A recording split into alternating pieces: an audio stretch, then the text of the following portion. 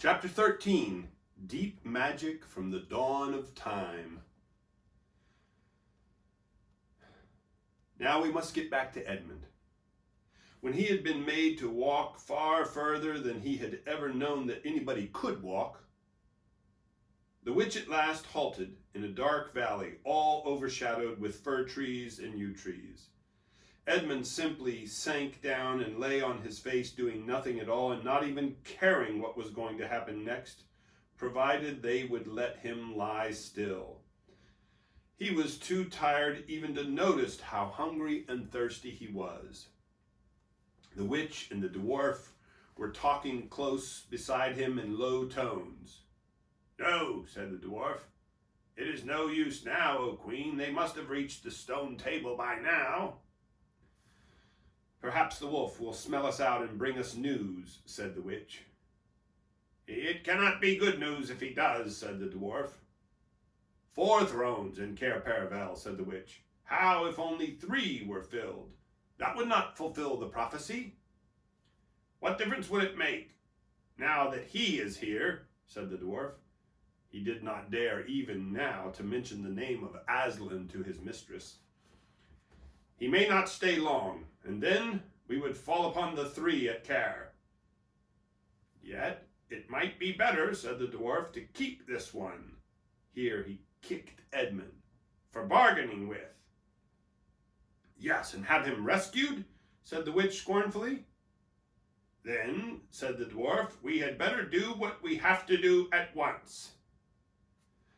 "I would like to have done it on the stone table itself," said the witch. "That is the proper place. That is where it has always been done before." "It will be a long time now before the stone table can again be put to its proper use," said the dwarf. "True," said the witch, and then, "Well, I will begin." At that moment, with a rush and a snarl, a wolf rushed up to them. "I have seen them. They are all at the stone table with him. They have killed my captain, Morgrim. I was hidden in the thickets and saw it all. One of the sons of Adam killed him. Fly! Fly!" "No," said the witch, "there need be no flying. Go quickly. Summon all our people to meet me here as speedily as they can. Call out the giants, the werewolves, and the spirits of those trees who are on our side. Call the ghouls and the bogles, the ogres and the minotaurs. Call the cruels, the hags, the specters, and the people of the toadstools. We will fight. What, have I not still my wand? Will not their ranks turn into stone even as they come on? Be off quickly. I have a little thing to finish here while you are away."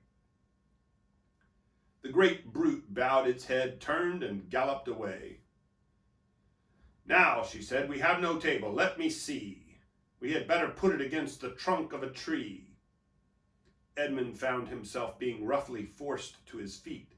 Then the dwarf set him with his back against a tree and bound him fast. He saw the witch take off her outer mantle. Her arms were bare underneath it and terribly white. Because they were so very white, he could see them, but he could not see much else. It was so dark in this valley under the dark trees. "Prepare the victim," said the witch. And the dwarf undid Edmund's collar and folded back his shirt at the neck. Then he took Edmund's hair and pulled his head back so that he had to raise his chin. After that, Edmund heard a strange noise. Whiz, whiz, whiz. And for a moment he couldn't think of what it was. Then he realized it was the sound of a knife being sharpened. At that very moment he heard loud shouts from every direction, a drumming of hoofs and a beating of wings, a scream from the witch, confusion all around. And then he found he was being untied. Strong arms were round him, and he heard big, kind voices saying things like, "Let him lie down. Give him some wine. And drink this. Steady now. You'll be all right in a minute." Then he heard the voices of people who were not talking to him, but to one another. And they were saying things like, Who's got the witch? I thought you had her. I didn't see her after I knocked the knife out of her hand. I was after the dwarf. Do you mean to say she's escaped? A chap can't mind everything at once. What's that? Oh, sorry, it's only an old stump. But just at this point, Edmund went off in a dead faint.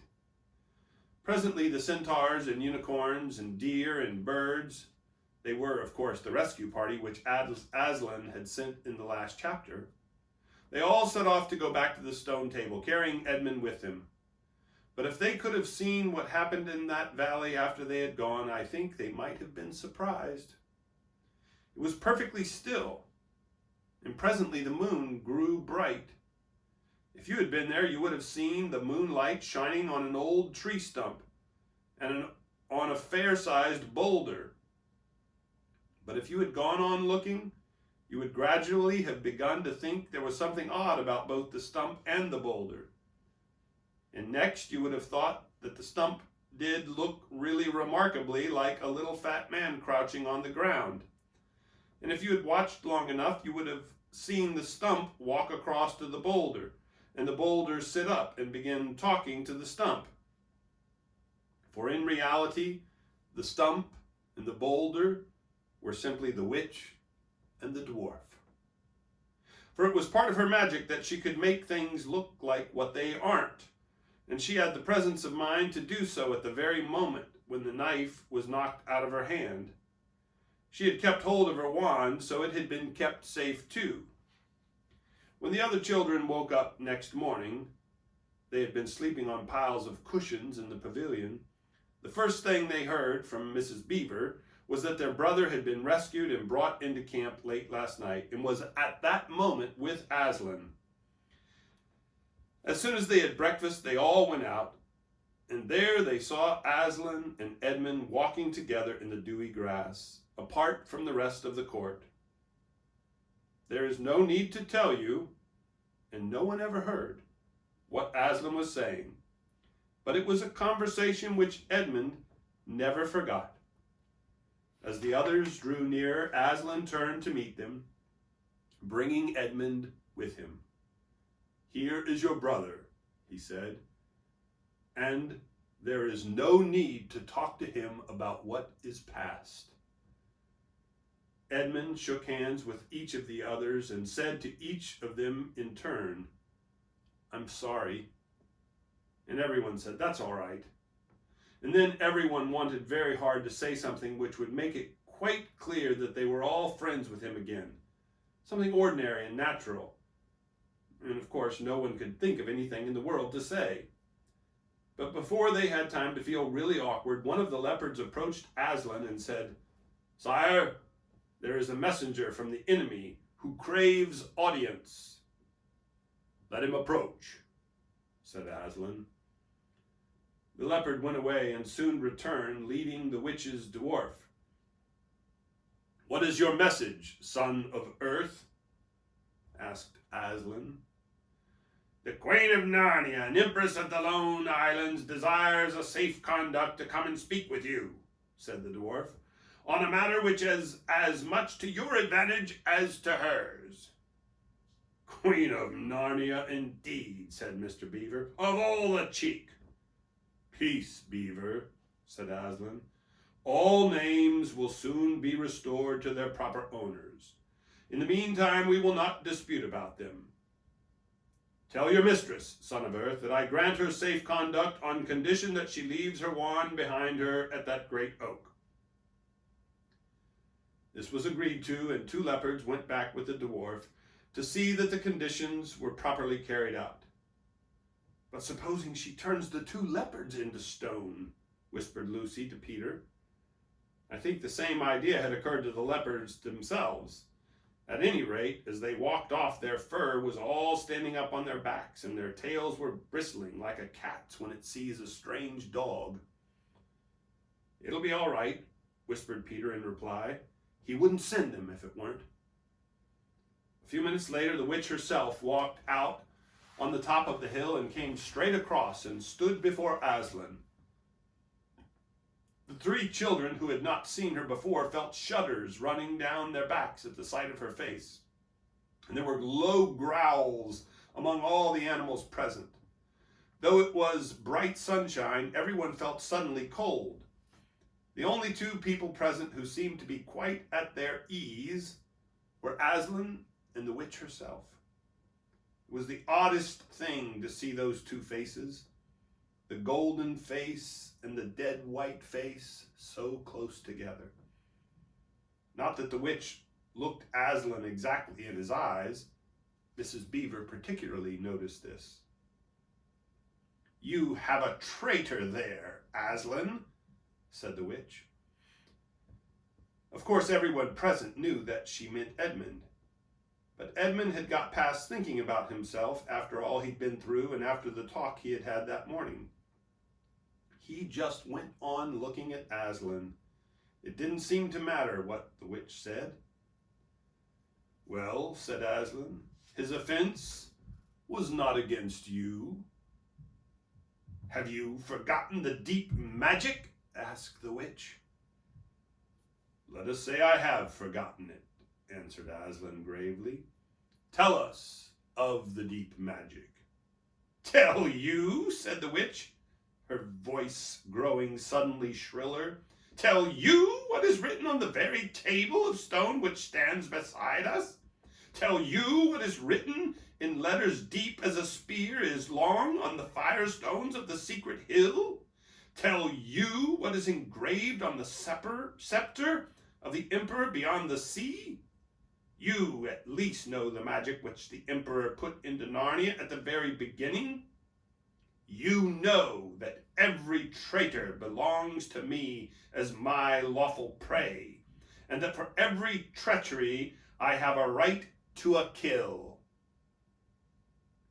"Oh," said Mr. Beaver, "so that's how you came to imagine yourself a queen, because you were the emperor's hangman, I see. Peace, Beaver," said Aslan with a very low growl.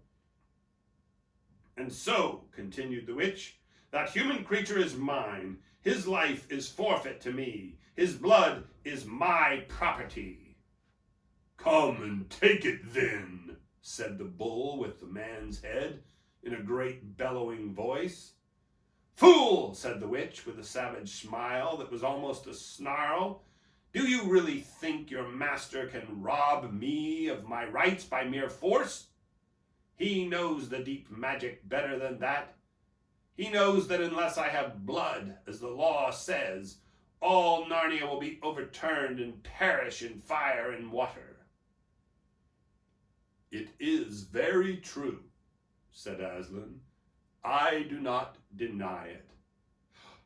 "Oh, Aslan," whispered Susan in the lion's ear, "can't we, I mean, you won't, will you, can't we do something about the deep magic? Isn't there something you can work against it?" "Work against the emperor's magic?" said Aslan, turning to her with something like a frown on his face. And nobody ever made that suggestion to him again. Edmund was on the other side of Aslan, looking all the time at Aslan's face. He felt a choking feeling and wondered if he ought to say something. But a moment later he felt that he was not expected to do anything except to wait and do what he was told. "Fall back, all of you," said Aslan, "and I will talk to the witch alone."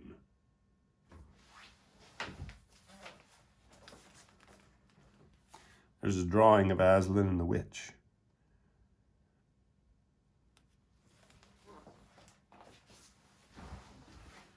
They all obeyed. It was a terrible time, this, waiting and wondering while the lion and the witch talked earnestly together in low voices. Lucy said, "Oh, Edmund," and began to cry. Peter stood with his back to the others, looking out at the distant sea. The beavers stood holding each other's paws with their heads bowed. The centaurs stamped uneasily with their hooves. But everyone became perfectly still in the end, so that you noticed even small sounds like a bumblebee flying past, or the birds in the forest down below them, or the wind rustling the leaves. And still the talk between Aslan and the White Witch went on. At last they heard Aslan's voice.